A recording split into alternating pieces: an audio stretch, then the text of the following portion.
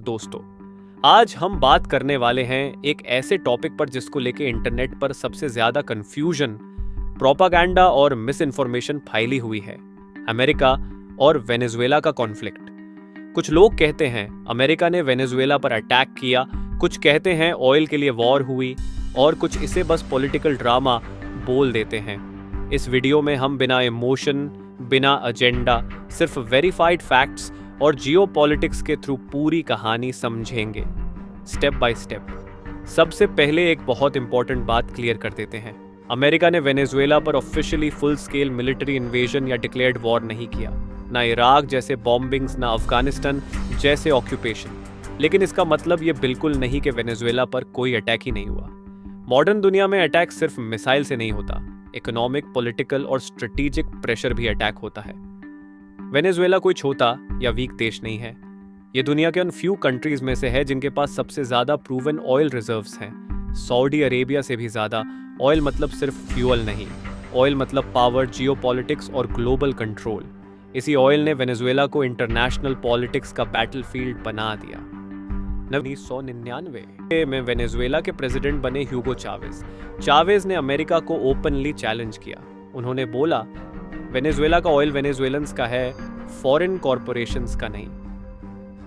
Oil industry nationalise हुई, US companies को बाहर निकाला गया और अमेरिका को सीधा मैसेज मिल गया। अमेरिका के लिए लैटिन अमेरिका हिस्टोरिकली उसका इन्फ्लुएंस जोन रहा है। इस थिंकिंग को मोनरो डॉक्ट्रिन के नाम से जाना जाता है। और जब वेनेजुएला ने रशिया, चाइना और ईरान जैसे कंट्रीज के साथ रिलेशन स्ट्रॉन्ग किए तो वॉशिंगटन को लगा कंट्रोल हाथ से निकाल रहा है। 2002 में ह्यूगो चावेज के खिलाफ एक कूप अटेम्प्ट हुआ। चावेज ने अमेरिका पर कूप को सपोर्ट करने का आरोप लगाया। यूएस ने ऑफिशियली डिनाई किया, लेकिन बाद में रिलीज्ड डॉक्यूमेंट्स ने दिखाया कि यूएस एजेंसीज ऑपोजिशन के कांटेक्ट में थी। चावेज बच गए और अमेरिका वेनेजुएला रिलेशंस और खराब हो गए। 2013 की डेथ हुई और पावर में आए Nicholas Maduro. Maduro strong leader नहीं थे, इकोनॉमी ऑलरेडी वीक थी और ग्लोबल ऑयल प्राइसेस गिर चुकी थी। यहीं से वेनेजुएला का इकोनॉमिक कोलैप्स एक्सेलरेट हो गया। अमेरिका ने मिलिट्री अटैक नहीं किया, बल्कि इकोनॉमिक सैंक्शंस का यूज किया। सैंक्शंस का मतलब था वेनेजुएला ऑयल फ्रीली सेल नहीं कर सकता, इंटरनेशनल बैंक्स डील नहीं कर सकते, dollar transactions block, assets freeze. ये एक साइलेंट अटैक था, बिना बॉम्ब्स के, लेकिन बहुत पावरफुल। इसका रिजल्ट ग्राउंड पर क्या हुआ? Food shortage, medicine shortage, hyper inflation. लोग अपना देश छोड़ के भागने लगे, हॉस्पिटल्स कोलैप्स होने लगे। यूएन एक्सपर्ट्स ने क्लियरली बोला कि सैंक्शंस का इंपैक्ट कॉमन सिविलियंस पर सबसे ज्यादा पड़ा।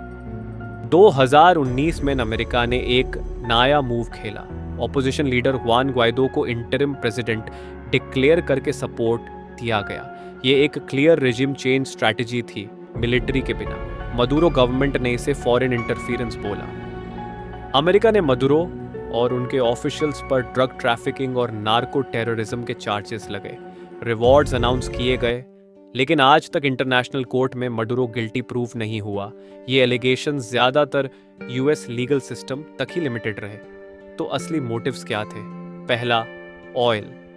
वेनेजुएला का ऑयल ग्लोबल मार्केट को अफेक्ट कर सकता है। दूसरा, जियोपॉलिटिक्स, रशिया और चाइना को लैटिन अमेरिका में स्ट्रांग होने से रोकना।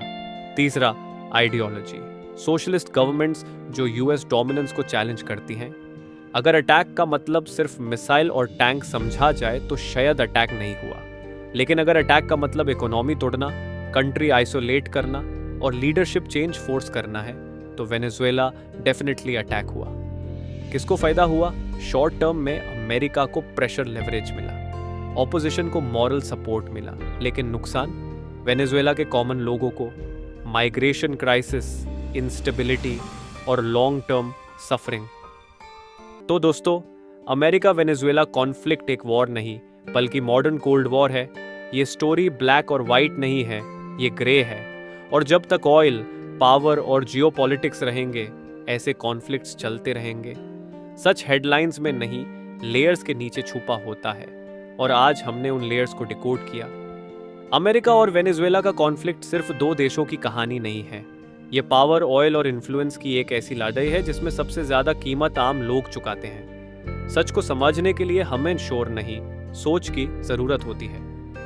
अगर ये वीडियो आपको इन्फॉर्मेटिव लगा हो तो एक लाइक जरूर करें और चैनल को सब्सक्राइब करें ताकि ऐसे ही और डीप एनालिसिस वीडियोस आगे भी आते रहें।